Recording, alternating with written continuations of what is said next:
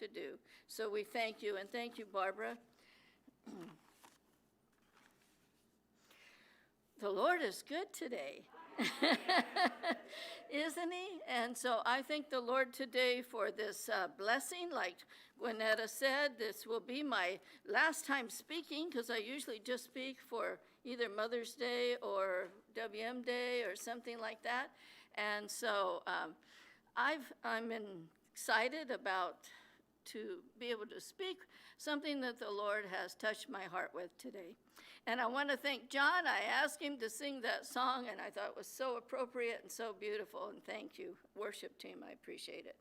Also, you notice the beautiful flowers here, and it's been our custom for quite a few years, I think since we've been here, to give honor to mothers and to our mothers that have passed. So ladies, mothers, at the end of the service, if you would, come and pick up a flower. And Andrea, if you and your sister would help with that, I'd appreciate it. Andrea picks them up for us every year, forever, and so we're so thankful for that. It's quite a blessing. So if your mother is passed, would you be sure and pick up a white carnation? And if your mother's still living, then pick up a red one. And you're welcome to come after the mothers come. All the ladies are welcome to come and pick up a flower in honor of their mother, and we thank you for that. So this Mother's Day, I wanted to speak about something, being that it's my last time, something that's really near and dear to my heart. But before I do, I wanted to introduce you to my mother. So David, do you have that? There we go. I was about 2 months old at that picture, and so that's my mother, and I'm trying to do this today without crying. So I want to give honor to her.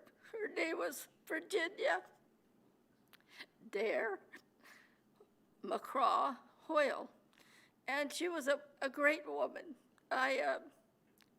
They were married 10 years before I was born, and so because of that, they were really wanting a child. And you know how that is when you haven't had a child and you want a child. Well, always you want a child, but so anyway, my mother was a woman of God. She was named after she was the first English child born in the New World to an English colony. And so her mother named her after her. And so I didn't have the privilege, like many of you have had, to have brothers and sisters. But my mother always made up for that. She always spent a lot of time with me, put her life into me, and I'm thankful for that. And because of that, I've tried to do the same thing here at the church with my family, and instill into you the things that God has put into my heart, and so I'm thankful. I was thinking about my mom today, and she used to teach Sunday school and our children's ministries and the girls' ministries that I was in when I was young. And one time she had advertised to get the kids to come, and it may have been like a vacation Bible school time, but she told them, come and watch a swimming match. And she thought it was so funny and so hilarious that she laughed the whole time she was getting it ready. And so she had these kids come because they wanted to see a swimming match at the church, you know. And so when she would take them behind this curtain, all it was a bucket with a match in it. And, you know, I know you've heard about those things for years. But that was so funny to her, and she... And the kids they all liked it. I mean, I knew what it was going to be, but she had such a great time doing that. But she was always doing things like that. She always did things for my kids, as far as every time they went, she cooked what they wanted to eat. She had it all planned out. One had their meal one night and one had the next. And she did all kind of special things for them. And I'm thankful for that. She taught me a lot of things. And one thing my mother, she always taught me to call her mother. I was never really allowed to call her mom or mommy or anything else particularly, but out of respect for her, I always called her mother. And I was thinking about here at the church over these 30-something years that we've been here, I've been called a lot of things, and they've been good things, I hope. The others I don't know about, I don't want to know. So anyway, I've been called, of course, Mom, Grandma, Nana. Some of my grandchildren call me Nana. Some call me Grandma. And, of course, my sons are here today. They always called me Mom. And Nana. And then most people at the church just call me Sister Brenda. And some call me Sister Pastor. And I was thinking about that this morning, and I think that was Isaac. Isaac always called me Sister Pastor. Some people call me First Lady. And all of those things I really do appreciate. But, Miriam Moa calls me Mom or Mommy. And it just really touches my heart. And so she's not here today, but I want her to know how much I care for her and appreciate her. So also, I'll get past this. Also on the way to church today, or just before I left, we got a text from Alan. And Alan always called me his mom, and Chuck always said I was his mother. He was my son by another mother. And so he called today, and he called me Mama. So I guess I added that to my list today. So, but you know what? I'm thankful for being the mom. Or at my age, that's a good thing. I enjoy it, I appreciate it, and I thank you so much for that over the years. So, I want to speak to you about something that's really near and dear to my heart. And something that I truly can't live without, on a daily basis. And that is the time that I spend with the Lord in my daily devotions. And I know a lot of people have their devotions, but I want to tell you, for me, it's something that I can't live without. And I do my devotions first thing in the morning, and it's a must for me. It's something that I treasure. I've learned to treasure it. At first, it was just like reading the Bible and praying, but these days, I've been doing it for over 8 years now, or about 8 years. I don't want to go through the day without having my devotional time with the Lord in the morning. It is so important to me. And I use the Jesus Calling devotion, but on the 15th, and I always read a little bit ahead, it says, spending time alone with the Lord is essential to my well-being. It is not a luxury or an option. It is a necessity and time spent wisely. And so I'm thankful for that. The Lord has put into my heart a desire to be with him each morning, every day. And it helps me to be ready for the day ahead, for whatever the day brings. Someone said, as you get older, you can't work as hard as you used to work, which is true. And they said you need to work smarter, not harder.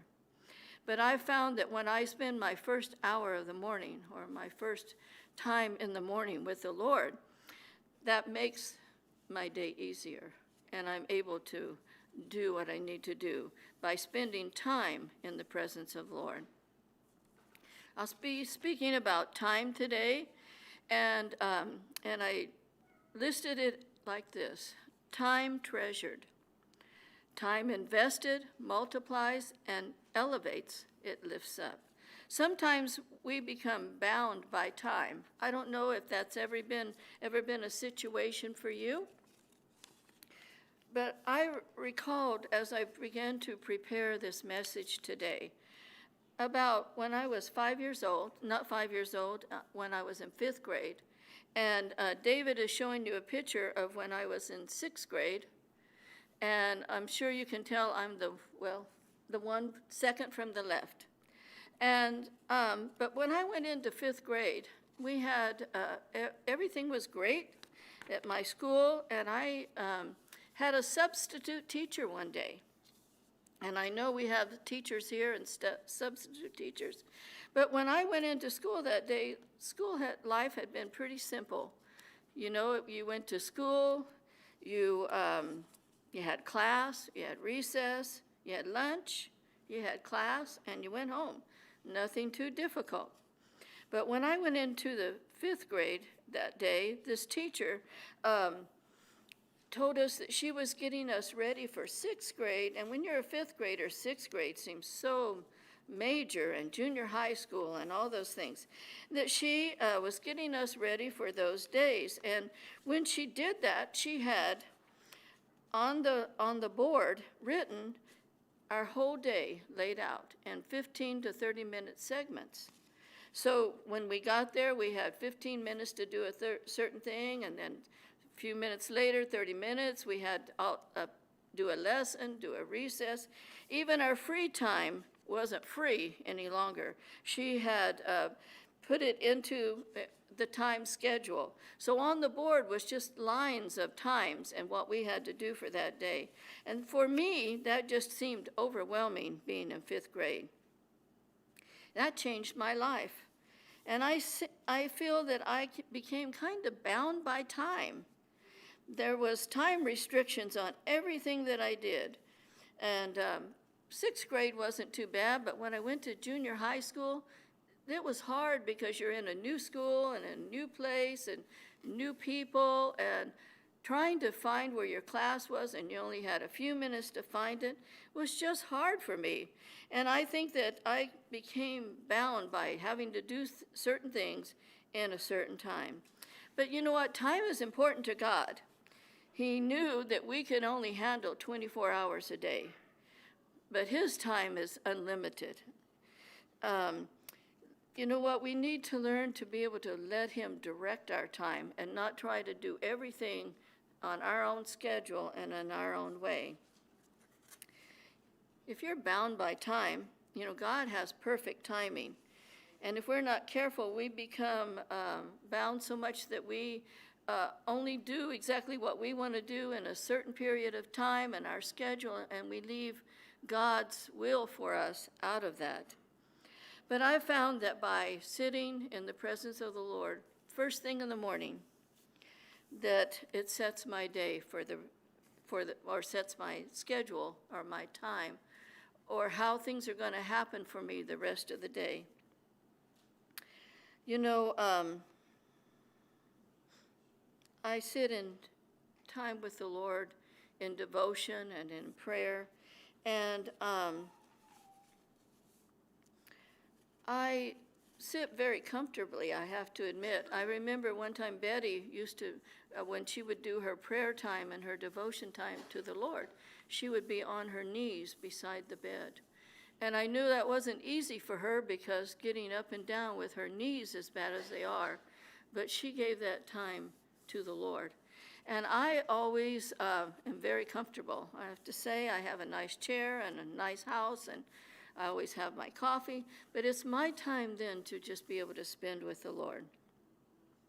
And I know that it's hard to be able to take devotional time or time to spend with the Lord first thing in the morning, especially when you're working. And I know that many of you work outside of the home. You have your children to get ready for school, and some have been schooling at home. So it's not easy to set time aside to spend time with the Lord, but it's a must. I think that if you don't spend a certain time of the day every day with the Lord, it would be a wonderful thing, and it would really bless me, and it would end up blessing you and the Lord if you would start doing your devotional time every morning. Consider it first thing in the morning before the Lord. Years ago, I had a situation where I couldn't, when I was working a lot, and I didn't have time to do my devotional time and do my walking. And I thought, well, walking is really good, and you need to, health-wise, to be out walking. So I determined to go out and start walking every morning. And I have to do it every day, because if I just try to do it like one day and then leave out a day or two, I end up not doing it at all. But so I started walking, and I was walking pretty good and felt like I was getting the exercise that I needed and all of those things. And during that time, I was in a car accident right up the street here from the church. And for some reason, after that car accident, I didn't want to walk outside. I don't know if it was just whatever happened, I was so uncomfortable that I never wanted to walk again. But I decided that same time that I used every morning for walking, I was going to spend that time in devotional Bible study and prayer before the Lord. And that's what I did. And I think that was a wise decision. It was probably a good choice. I don't know, but I am thanking the Lord for it. But every day now, for the last 8 years, I have spent time with the Lord, first thing in the morning. And I started out with those little devotionals that we have at the back of the church. The church gives out some, and then Gwinnetta brings some in. And it's only like a 10-minute or a 15-minute devotion. So it was pretty easy to do if it's not in your schedule to be able to do that. And now I'm still doing it, and it's been 8 years later. My husband is a big help in that because he always lets me have that time, a quiet time alone before he starts moving around, and I appreciate it so much. Well, time is to be treasured. Time is precious. When a day or an hour or a minute or a moment is gone, it's gone. It's gone forever. You can't take it back. That's kind of like if you speak a word that you wish you hadn't spoke, you can't take it back. Those times that you miss out on being in the presence of the Lord, you can't take back. And so I encourage you to do that. Time is to be treasured. In Matthew 6:21, it says, "For where your treasure is, there your heart will be also." It also says the same thing in Luke 12:34. "For where your treasure is, there your heart will be also." Important enough to be written in both Gospels. Where do you invest your time, your money? That's where your treasure is. That's where your heart is. And you know, Pastor always said, they've been taught that where the church spends its money is where the heart of the church is. And that's the same with us. Where we spend our time is where our heart is. But time invested. The Lord knows about investing. Remember the parable of the talents in Matthew 25:15? The men who were given money to invest and used it wisely, invested it, they were blessed. But the one who hid his money, who hid his talents, who didn't invest in what he should have, well, you know what happened to him.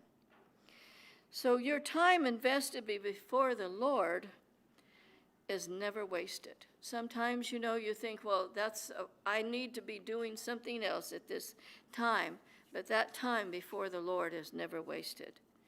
Remember Hannah? I was still thinking about Brother Eugene when he spoke about Hannah and prayer. Remember the time that she spent before the Lord in the presence of the Lord. Every year she went to pray. That time was never wasted. All those years of praying and not seeing the return from her prayers was never wasted. The Lord heard her every time. But when she aligned her prayers to God's heart, then he answered, and he answered abundantly. And the Lord spoke to me the other day in my heart, and he said, the time that you spend, the time that you invest in the presence of the Lord is the same as like what Hannah did when she spent time before the Lord. That her heart was God's heart. And when you're spending time in the presence of the Lord, you're aligning your heart with his. Not for your own, but for his heart. And so it's a wonderful thing to spend time in the presence of the Lord. I know that time invested multiplies. You know that my time invested in my prayers for my grandchildren and my great-grandchildren, my family, my friends, all those that I love, that time has been blessed over and over. We had a recent situation, or a couple months ago, where my granddaughter that takes pictures here sometimes, she likes to go to the beach, and her friends couldn't go, so she went alone to the beach in Santa Cruz. And in her time there, she was sitting on the beach by herself, which just if I had known she was doing it, I'd probably had a heart attack or something, but she did. But in that time, 2 different groups of people came up to her, and they were wanting to know, was she by herself, and all these questions they were asking. And she made sure she got out of there quickly. But I was so thankful to the Lord, because I've been praying for her, that she would be safe each day, and I know that he answered those prayers. So our prayers that are invested is never wasted time. I was thinking about Priscilla, the time that she has invested in the girls' ministries. And recently, the second week that they had met for girls' ministries, if I'm correct, Priscilla, there were 8 girls in your class. Is that right? And all 8 girls gave their heart to the Lord. And their lives will be multiplied over and over again, because Priscilla invested her time in the girls. And our youth leaders have done the same, and our ranger leaders have done the same, our outreach leaders, our men's and ministries leaders, and of course the worship and pastor. All the time that he's invested and you've invested in spending time before the Lord in prayer, God has answered. I think, Priscilla, you've probably been in girls' ministry since your girls were young. Is that right? And so that's been a lot of years that you've invested time in girls. But God sees it and he hears it. And when you're praying, the time is never wasted. I was thinking about our new ABBA team and all the 8 participants who've invested their time in the training and who are putting it into action each Sunday morning. God will bless that beyond measure, and you'll be blessed with the heavenly rewards. You know, we're not really looking for something that we can just put in the bank as our rewards. I think sometimes when we're reading scripture, it's talking about the Lord is going to bless us. We always are thinking financially, but that's not the way it always comes. When your time is invested with the Lord, the dividends are multiplied. Souls are reached, girls are saved, and you're investing treasure in the kingdom of heaven. Time invested multiplies and elevates, or it lifts up. One thing that I've learned during my time of devotions is to trust in the Lord. If I didn't read his word and spend time alone with him, I wouldn't really be able to trust him. In Psalm 40, verse 2, it says, he lifted me up out of the mud and the mire, and he set my feet on a rock. He gave me a firm place to stand. I'm learning to trust in the Lord in every detail of my life, not just in the things that I can take care of, but in the things that I can't take care of. The Lord drew me up. He elevated me out of a horrible pit, out of the miry clay, and set my feet on a rock. He elevated me, steadying my feet and establishing my goings. I've learned to trust in the Lord moment by moment, but it's a choice. I remember a year or so ago, Sister Priscilla talked about a choice, teaching her children about choice. We all have choices to make. So I've made it my choice to spend time with the Lord in the mornings. In the Jesus Calling devotion for April 15th, the scripture was given in Isaiah 12:2, and it says, surely God is my salvation. I will trust and not be afraid. The Lord is my strength and my song. He has become my salvation. When I was doing that devotion that day, I always read a few days ahead, And it really struck me that when it says, I will trust and not be afraid. And I said to the Lord, I shouldn't have any fears, but I do. And you know what? I have 3 minister friends who've lost their sons or their daughters recently, and I know we've lost a lot of family in the church. And sometimes, fear gets into your heart and your mind. And I've dealt with that over the years a lot, probably since we came back from Indonesia. But as I prayed that morning, I want you to know that I gave that fear and that situation to the Lord. No more fear.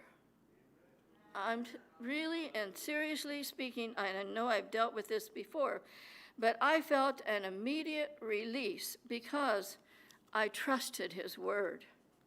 I felt a release that I really can't explain, except that something heavy was released from my shoulders. It was almost a physical lifting, and it was gone.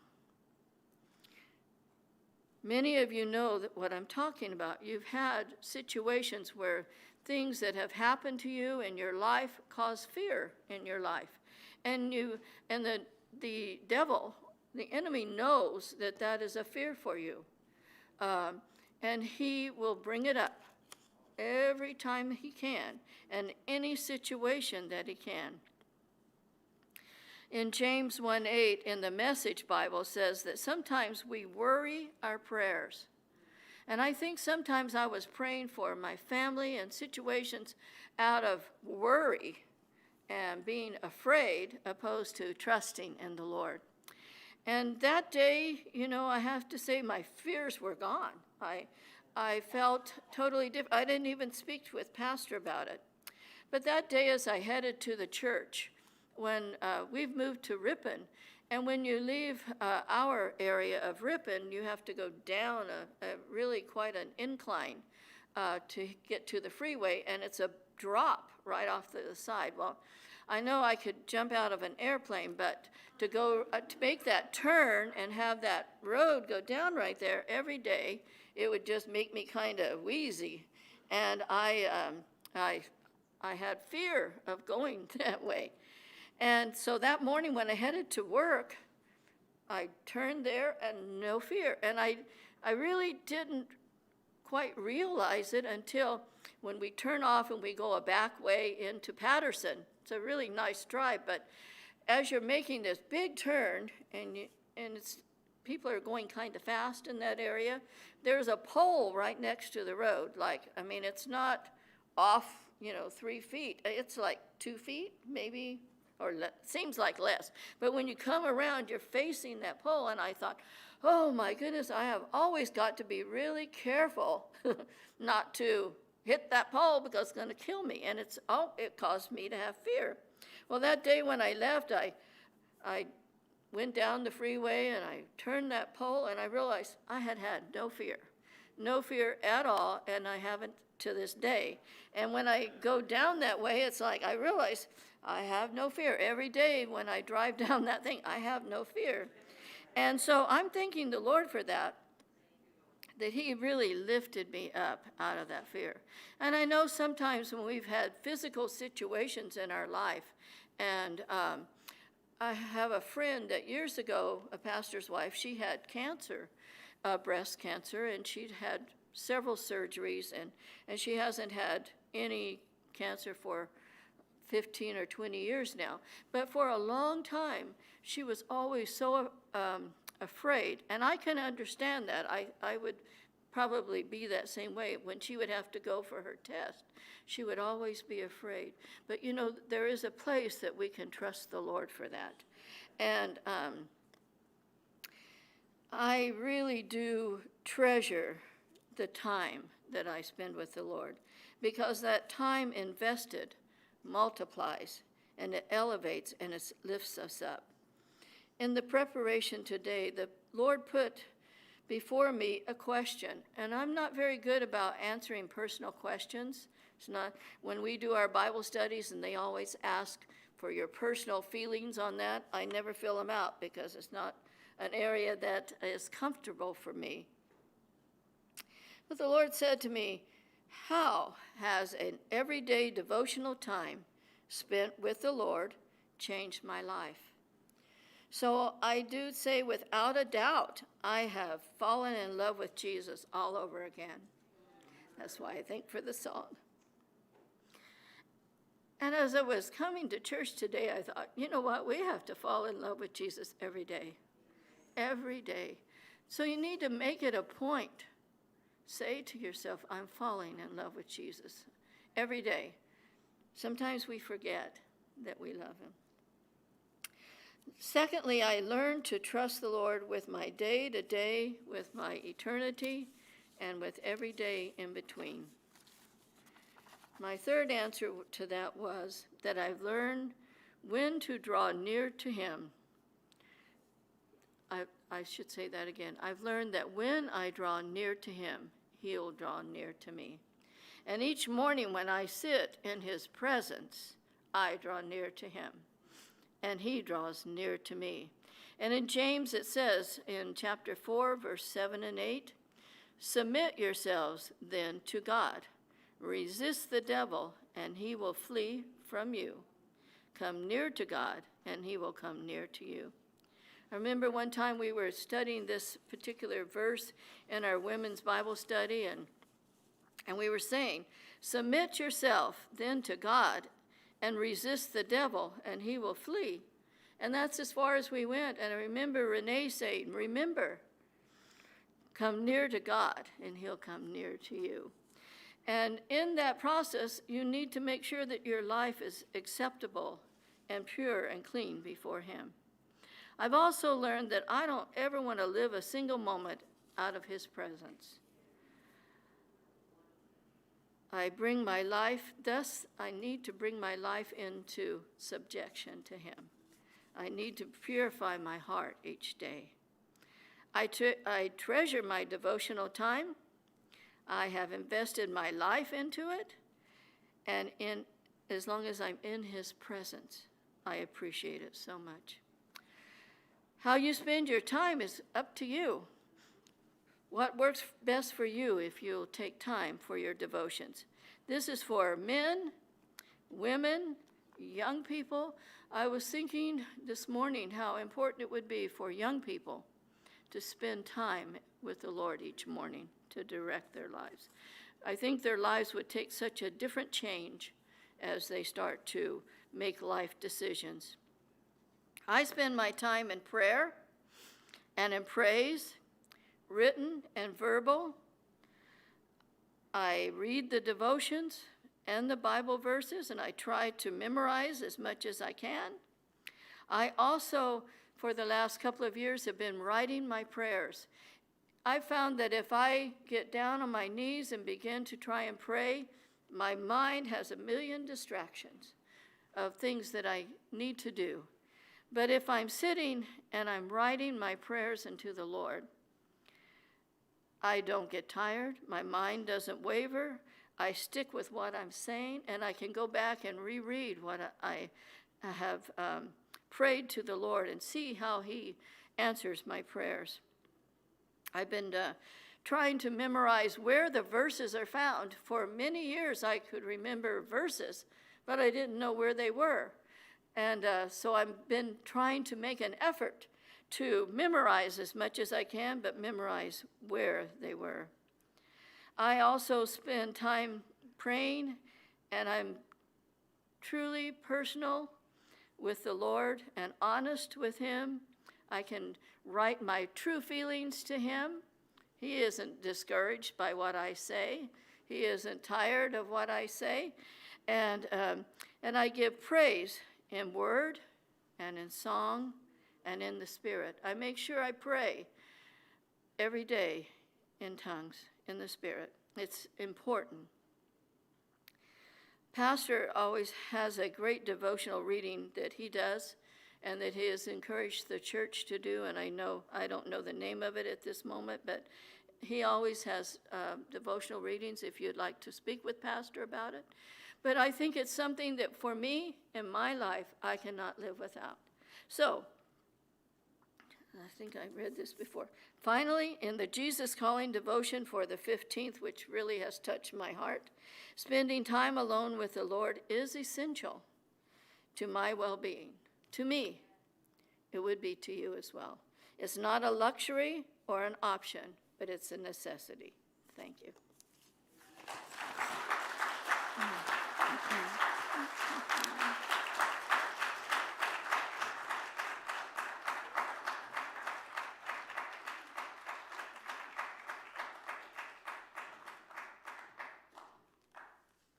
Well done, well done. John, if you would come. I was wondering if we could sing that song again, Falling in Love with Him. You know, Brenda's been such a great help, and she is truly a woman of God, and I appreciate her life and her ministry. She's been like a widow in some respects, as I have written for 3 years my dissertation and project. And there's a page in there that has acknowledgments. And she is the last one that I acknowledged in there because it was a place of importance for me. She would have the last word.